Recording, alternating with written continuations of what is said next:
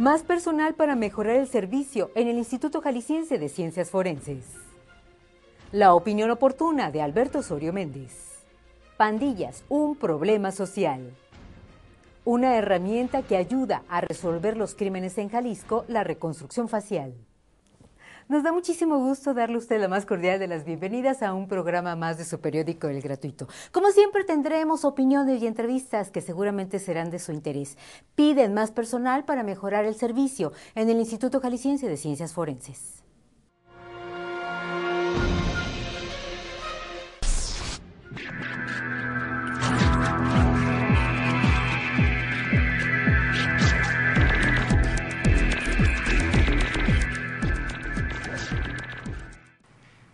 En años anteriores, lo que nosotros veíamos con mayor incidencia eran accidentes viales, muertes por accidentes viales, que no deja de ser un dato menor, ¿eh? Entonces, pareciera que por esta evolución del crimen organizado, de la pugna por las plazas que tienen los grupos que se dedican a estas actividades, pareciera que nos olvidamos de los datos o de los asuntos que normalmente se ven. Y uno de ellos pues, es precisamente las muertes por accidentes viales. Tan es así que nosotros iniciamos una campaña de usar el cinturón, que después ya fue retomada por la Secretaría de Vialidad y una organización, la Organización Mundial de la Salud. Entonces, esos dos aspectos, tanto accidentes viales como lo que viene siendo ya homicidios intencionales, entonces vemos que han crecido. O sea, se mantiene por lo menos vialidad, los accidentes viales, y los otros tipos de muertes pues también han superado también en gran cantidad la potencialidad que a veces tienen las instituciones de atender un evento o 5 eventos al mismo tiempo, ¿no? Entonces esto hace que el instituto tenga una mayor relevancia, que se dé más a conocer, pero por las acciones que realiza.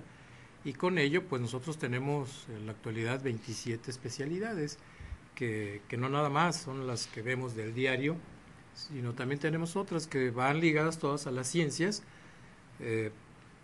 como ingeniería, como viene siendo psiquiatría, medicina legal, documentos cuestionados, contabilidad forense, agronomía, arquitectura también, y otras áreas que generalmente la gente pues no conoce, no las detecta hasta que tiene un asunto o un problema que resolver a través de una denuncia en la que se ve involucrado. Y también nosotros atendemos esas áreas, somos multifuncionales y obviamente los asuntos crecen o las especialidades se incrementan en función de la incidencia de algunos hechos, ¿no? Entonces, por ejemplo, anteriormente no hablábamos de informática o del análisis de voz, y hoy sí lo hacemos. Aquí en el instituto hacemos dictámenes en informática específicos que nos pide la gente del Ministerio Público, y también hacemos análisis de voz, de grabaciones, etcétera. La parte genética, hace unos años, pues era muy raro oír hablar de ella, el ADN famoso. Hoy en la actualidad, en el instituto, cada cadáver que llega a la institución se le toma su muestra genética, se mete en una base de datos y posteriormente en esa misma base, con otros datos que se van a incorporar, podrá darnos una comparativa, un hit que le llamamos nosotros, y hay una identificación de persona, ¿no?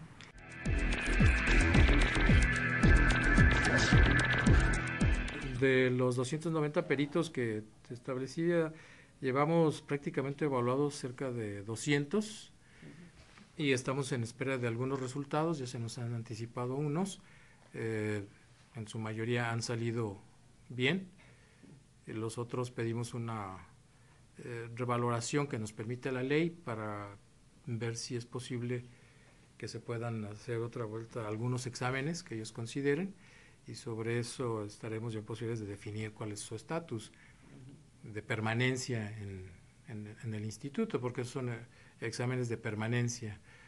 La gente que ingresa tiene otra batería de exámenes, son ingreso y permanencia, ¿no? Es más o menos como se maneja en control de confianza.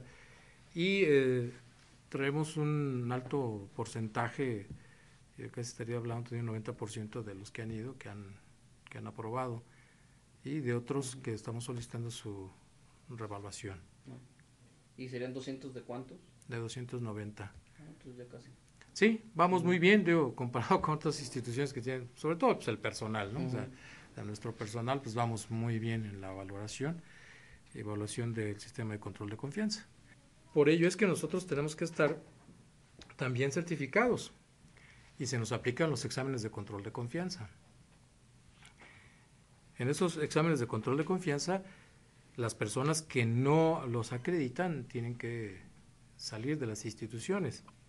Estamos en ese proceso y, de hecho, el de la voz fue sujeto ya a ese examen. A mí me enviaron a la Ciudad de México, tuve que realizar los exámenes y con mucho gusto le digo que los aprobé, y con esa misma fortaleza y fuerza moral yo les pido a mis peritos que actúen. Entonces hay una directriz ordenada, hay una directriz que va en un ejemplo, no nada más de ejercicio y solicitud de hagan bien las cosas, sino desde la cabeza hay que hacer bien las cosas. Como decían por ahí, las escaleras se barren de arriba hacia abajo, ¿no?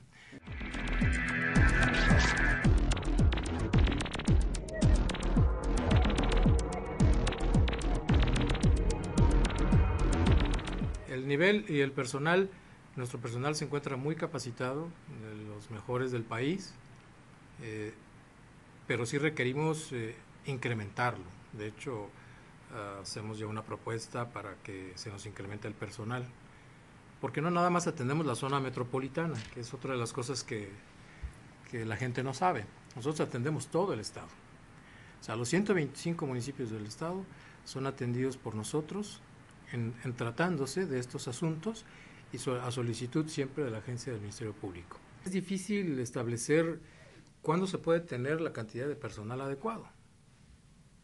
Es muy difícil. Sin embargo, sí considero que requerimos de más personal, porque además tenemos ya la situación del narcomenudeo, que es algo que ya lo ve el Estado, ya se ve a nivel del Foro Común, ya no es exclusividad de la Federación, ya es de los estados. Ello conlleva también la participación de los peritos en la determinación del tipo de droga, la situación médica de la persona, ¿sí? El análisis que se tenga que realizar de algunas drogas que se encuentran, y esto se tiene que desarrollar rápido porque también tienen término para poder consignar. Entonces, esto nos da una dinámica mayor.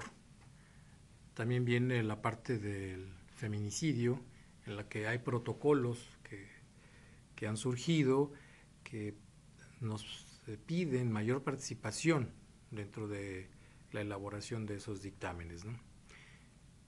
Especializando a la persona. Los peritos están especializados, pero ahí sí quizás la cantidad de personal sí nos empiece a generar un poco de problema en cuanto al término de emisión de los dictámenes. O sea, todos los dictámenes se realizan, hay unos que son de término, otros no, pero se tienen que realizar. Entonces, todo dependerá con la cantidad de personas que tengamos para poder tenerlos en las áreas, que además no es fácil el reclutamiento. Ahorita te decía, estamos en 290. Nuestra plantilla general con todo y los administrativos estamos en 450. Pero en el operativo tengo 297, en zona metropolitana estamos 399 con todo y administrativos, y en lo que es en las delegaciones tenemos 51. La idea es, pedimos alrededor de unas 25 plazas más, todas van encaminadas a la parte operativa, a reforzar las áreas de química, de medicina legal, de genética, criminalística de campo, aunque identificación de personas también lo requiere, porque es el clásico ficheo de los detenidos, ¿no? Ahí estamos por adquirir tecnología que nos permita en el lugar tomar ya las huellas decadactilares, la fotografía, la muestra de la voz, también para tenerlo en la base de datos, ¿no? Esto va a agilizar un poco más ese sistema. Pero con esto contamos y podríamos llegar a otros 25 más que nos pudieran dar el próximo año. Estaría muy bien, porque reforzaríamos esas áreas y reforzar la parte del interior del estado para que no se venga tanto trabajo al centro, o sea, aquí a la zona metropolitana, sino más bien frenar las áreas. De hecho, tenemos laboratorio de química, tenemos en Vallarta, tenemos en Lagos de Moreno, tenemos en El Grullo, tenemos en Ocotlán. Estamos por tener ya una nueva instalación en Atotonilco, estamos ya en espera de que nos la entreguen. Tepatitlán también comenté que tenemos laboratorio de química, entonces es reforzar esas áreas y en alguno otro, ya sea en Lagos de Moreno o en El Grullo, establecer ya los laboratorios de genética. Esto para que allá se procesen las muestras y no se venga tanto trabajo acá a Guadalajara.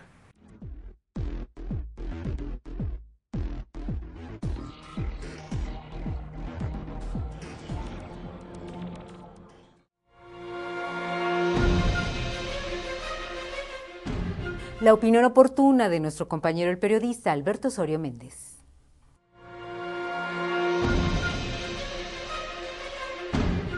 La constancia de no antecedentes penales que otorga el Instituto Jalisciense de Ciencias Forenses es en realidad un certificado discriminatorio y de exclusión del mercado laboral si quien la pretende ha estado en la cárcel.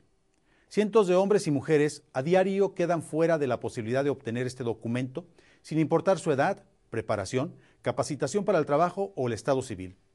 Todos los que no lo obtienen, en teoría, son sujetos peligrosos para cualquier empresa. La emisión de este documento obedece a una medida estrictamente recaudatoria para el gobierno. Ciencias Forenses cobra 50 pesos por cada certificado y el papel apenas sí tiene vigencia por 90 días. Su expedición únicamente se puede hacer en uno de los 15 módulos que trabajan en la entidad. Lo curioso de todo esto es que hasta los menores, justo en la edad cuando el individuo aún no tiene la categoría de ciudadano, tienen que buscar este certificado si pretenden trabajar. Ello, a pesar de la serie de leyes que defienden a la infancia y los tratados internacionales en donde el Estado mexicano ofrece garantías especiales a los niños. El documento vale para empleados, amas de casa, académicos, estudiantes, agroproductores y para aquellas personas que radican en el extranjero y hasta para turistas o empresarios. El problema surge cuando el interesado en la obtención del documento ha sido procesado por cualquier tipo de delito menor, sin importar si a final de cuentas es culpable o inocente. Hace unas semanas, una ex empleada de una dependencia federal solicitó la carta para reincorporarse a la vida laboral, después de estar presa por 2 años y acusada de manera injusta por el delito de fraude, pero la dama fracasó en todos sus intentos. Su expediente es de una ex reclusa, y nadie puede escuchar que la mujer había sido procesada en forma ilegal y engañada por el propio patrón. La mujer narra que su ex jefe le solicitó firmar documentos relacionados con el manejo de fuertes sumas de dinero que ella nunca vio, pero que en apariencia la ponían como la principal responsable del fraude sin saber ella de qué se le acusaba. Hasta la fecha, su ex jefe labora como un distinguido burócrata y un profesionista de moral intachable, cuando en verdad se trata de un delincuente de cuello blanco. Por fortuna y en contrasentido de estos excesos, la semana pasada una diputada federal de Jalisco, Rocío Corona, a través de la Cámara de Diputados, empezó a promover la derogación de esta famosa carta de no antecedentes penales. Con ello se espera que ese documento deje de existir o al menos sea transformado para no satanizar a los trabajadores que sean objeto de un proceso penal en su contra. Soy Alberto Osorio Méndez y le espero en la próxima entrega de su periódico El Gratuito.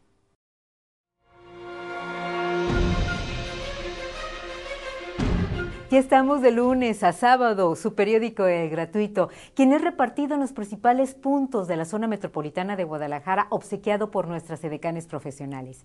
Asimismo, usted lo puede adquirir en 148 tiendas 7-Eleven, en Sanborns y El Portón. Vamos al corte y regresamos.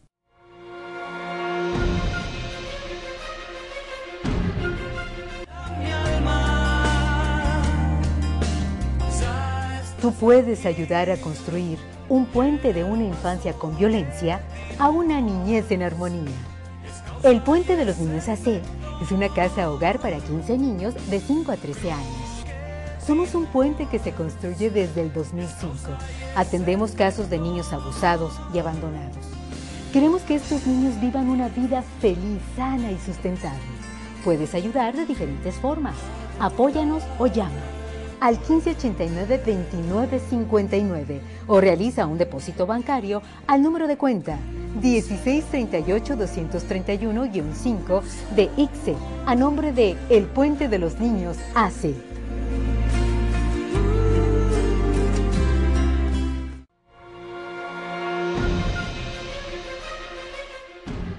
Un problema en la zona metropolitana de Guadalajara es el incremento de las pandillas y con ello un problema social.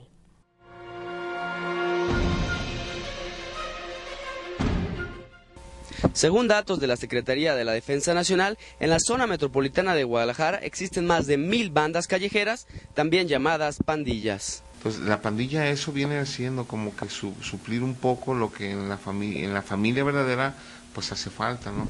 Entonces la familia es un grupo de jóvenes donde se protegen, donde se ayudan, bueno, sabemos dónde se drogan, o a veces se golpean, a veces entre ellos mismos, pero pues al final de cuentas se golpean y al siguiente día son camaradas como siempre. Grave pues porque pues, hay mucha violencia, sabemos que la droga genera violencia, muchos asesinatos, pero es precisamente por eso, por el celo, ¿no? El celo de la familia. Bueno, si de repente viene otra familia a la familia y la empieza a maltratar, pues obviamente pues, está la contesta, ¿no? Y es cuando se hacen las viejas rencillas. Entonces sí está un poco complicado ahorita, porque de repente no sabes a qué hora va a ser el balazo, a qué horas va a caer el botellazo. Entonces la gente vive con temor, y sobre todo más en la zona donde radican las pandillas, ¿no?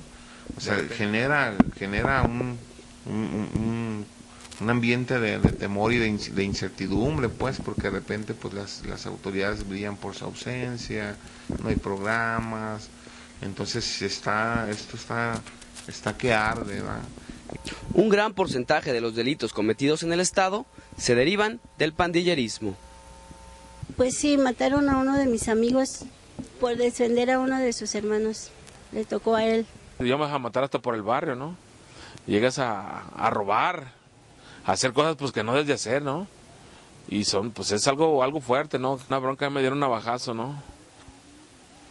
Yo me sentía que me iba a morir, ¿no? En ese momento sentí que iba a morir. Uno de mis hermanos también en un pleito lo mataron, ¿no? A él le dieron 2 balazos y tristemente pues él falleció ahí, ¿no? A través de la muerte de una hermana mía que la asesinaron en el 91, y de ahí fue donde yo así como que quise, ¿qué onda? Pues ya es tiempo de pararle, ¿no? Otro factor muy común en el pandillerismo es el alto consumo de drogas. La marihuana, el toncho, las pastillas, era lo que más se usaba antes. Ahorita es la que ya es que el cristal, que la cocaína, pero ahorita ya era lo que hacíamos. 13, 15 años de estarme drogando todos los días y darme cuenta que pues que realmente esto no era vida, sino que pues era un infierno lo que yo estaba viviendo, ¿no? Porque te decía, yo buscaba la paz, yo buscaba el amor, yo buscaba pues el estar tranquilo, y pues realmente nunca lo encontré, ¿no? Yo consumía lo que era la marihuana, la cocaína, la piedra, las pastillas. Los solventes nunca me gustaron. Cuando andas drogado, te pierdes, o sea, te pierdes la noción. Normalmente el adicto siempre se junta con otro tipo de personas. ¿Para qué? Para poderse drogar, ¿no? O juntarse a drogarse. Y bueno, ya hacen su pandilla y empiezan ellos a drogarse, ¿no? Pero cuando vas a parar al penal o cuando estás en el hospital, que si estuve en el hospital, pues los amigos que supuestamente con los que juntabas, pues nunca te van a ver, ¿no? Entonces dices, pues ¿dónde están, pues? Son 3 salidas nada más: manicomio, penal o panteón. ¿Por qué? Porque la droga llega el momento en que va a hacer estragos en tu vida y posiblemente quedes loco, posiblemente. Y si no, vas a morir, y si no vas a ir a parar al panteón, no hay otra salida más que esa, carnal. Y la otra, ¿no? Que decides hacer un cambio de vida. Decides, ¿sabes que ya no quiero esta vida? Hoy voy a salir de esto porque quiero algo mejor para mí. Barrios Unidos en Cristo es una organización que ayuda a pandilleros, adictos y gente con problemas en general a rehabilitarse y reintegrarse a la sociedad con un proyecto de vida. Que el estilo de vida que tú llevas antes lo cambies al 100%, que el día de hoy pues ya no estés en donde mismo, sino que el día de hoy ya tengas un por qué vivir, un para dónde vas, ¿no? O que yo ya tengo algo trazado, ya tengo una línea, ya sé para dónde voy, ya sé qué meta llevo. Entonces eso es lo que nosotros tratamos de que la gente salga ya de aquí con un proyecto de vida. Yo le hago una cordial invitación a toda la banda que nos esté escuchando, que se dé el tiempo, hay tiempo en la vida y yo creo que invertirle un tiempo a su vida y empezar y descubrir que hay otras alternativas, que hay otra manera de vivir, que la vida solamente es una y que no hay dos, ¿verdad? Y que Dios nos dio esa oportunidad de poder vivirla, pues hay que vivirla de una manera diferente, ¿no? Yo creo que el mundo está lleno de violencia, ¿para qué más? Invitarlos, pues, que esta es su casa, Barrios Unidos en Cristo es su casa para el que quiera, aquí no se le cierran las puertas a nadie, y que nosotros estamos aquí para apoyarlos y ayudarlos en el momento y a la hora que ellos lo quieran. Para Periódico El Gratuito, Gabriel Estrada.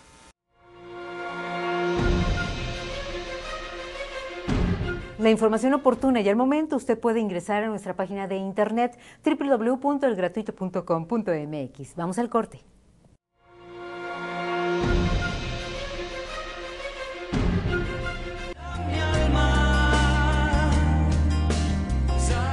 Tú puedes ayudar a construir un puente de una infancia con violencia a una niñez en armonía. El Puente de los Niños AC es una casa hogar para 15 niños de 5 a 13 años. Somos un puente que se construye desde el 2005.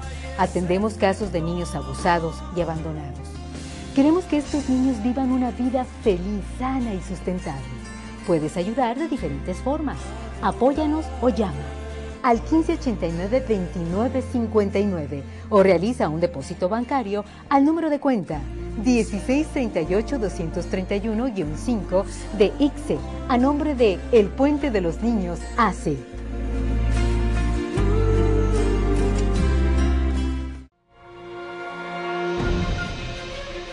La reconstrucción facial es una alternativa para resolver los casos de crímenes en Jalisco.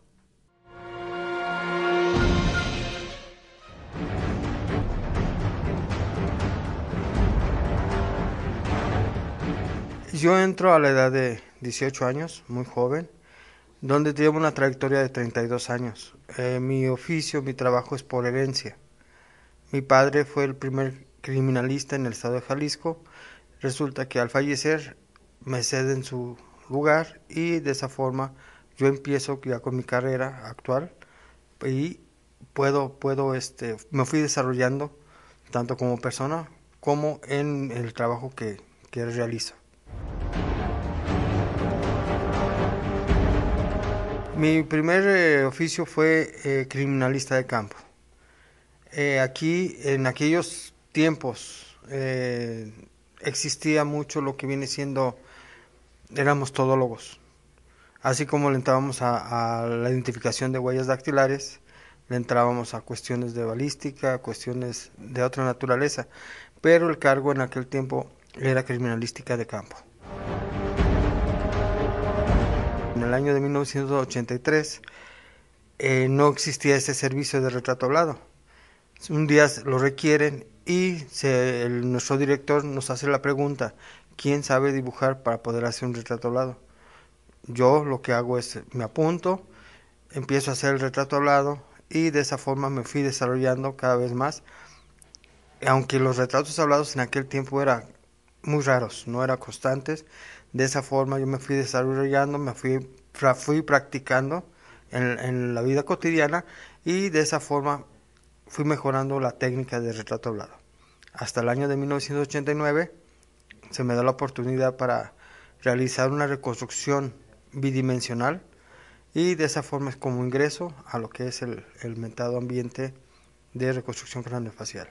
Este proceso es simplemente de observación. Muchas de las partes que nosotros obtenemos es información de otras áreas. la más principal viene siendo la antropología. La antropología forense nos determina la edad, el sexo, la estatura, el grupo racial. Y de esa forma es como se va realizando un buen contexto facial donde se logra la identificación, la posible identificación de esa persona hasta un promedio de 75-80%. Si ustedes observamos un cráneo, ese cráneo tiene ciertas características individuales que otros no lo tienen. Existen cráneos donde tienen una protuberancia frontal en la parte de la frente, el mentado cuernito. Aquí tengo un modelo de ese tipo de cráneo, donde las demás personas no los tienen. Hay ciertas características en los cráneos, en la cuestión ósea, que no diferencia uno con otro, y eso nos hace ser individuales. Primeramente hacemos el análisis del cráneo. Empezamos a observar ciertas características que nos podrían dar la pauta para poder darle tal o cual rasgo facial. El rasgo facial me refiero a los ojos, nariz, boca, etc.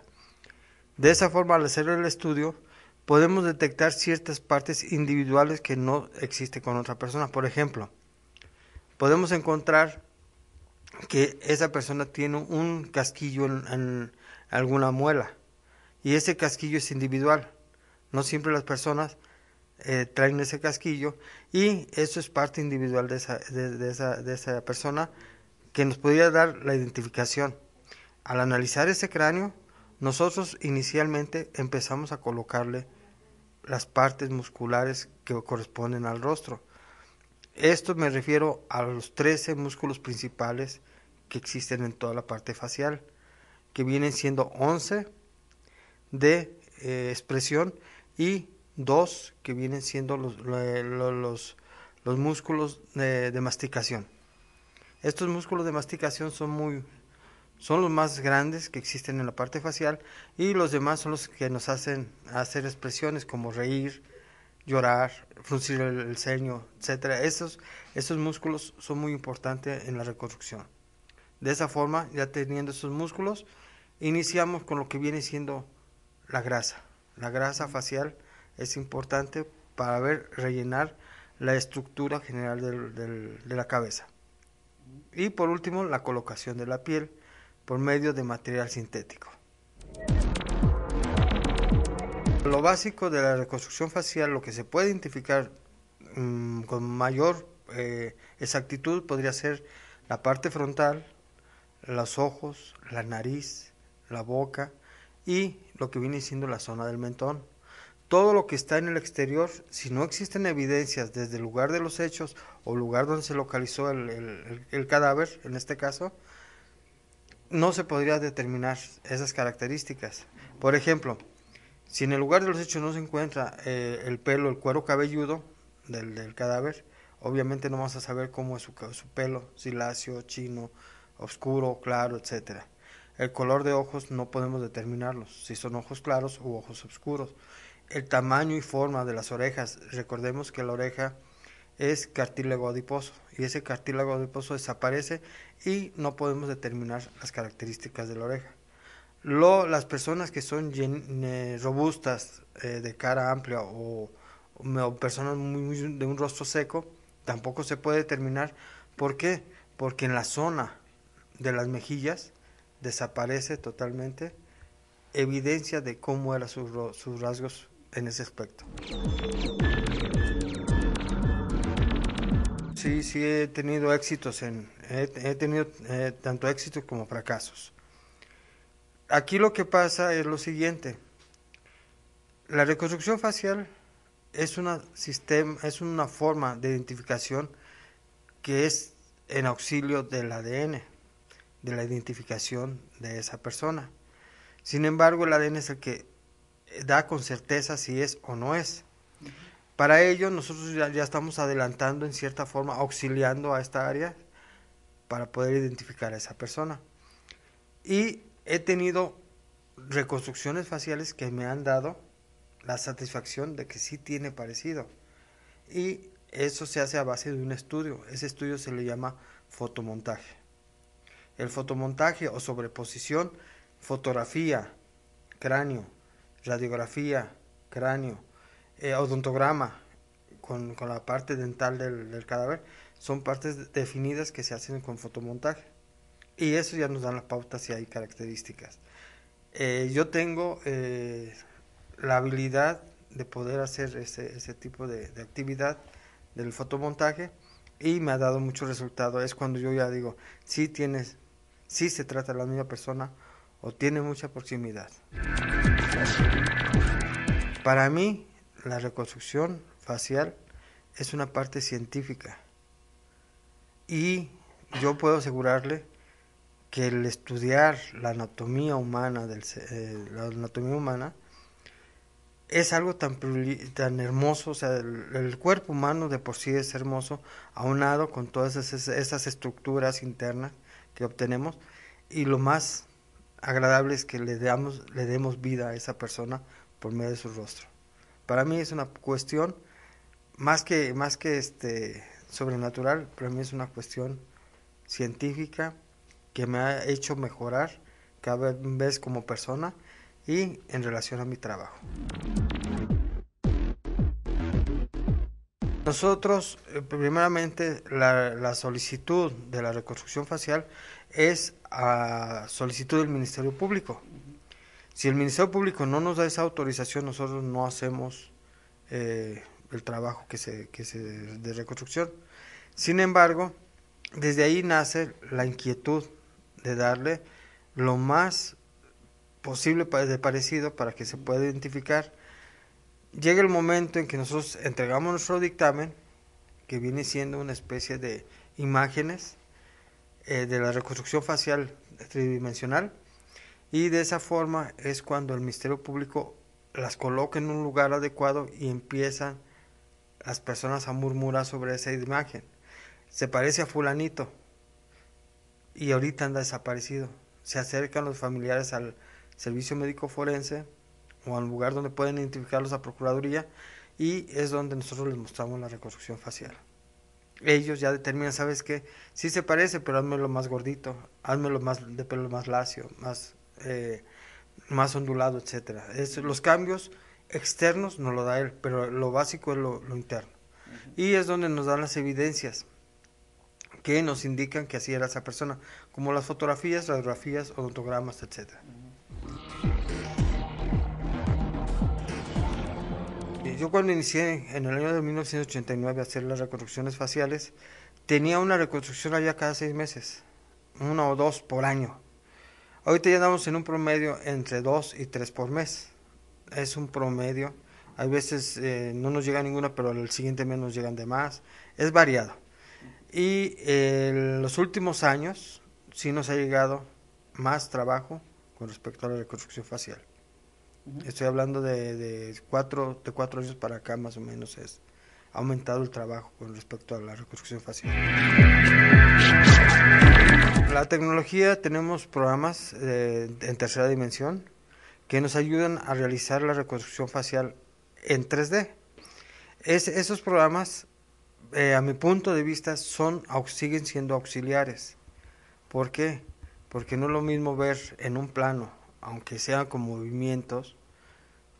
Las personas quieren ver algo físico, y la reconstrucción facial a la antigua, que viene siendo en escultura, les da más semejanzas de una persona que fuera en computadora, pero no se descarta la computadora. Para mí es muy importante, pero sigue siendo un auxiliar.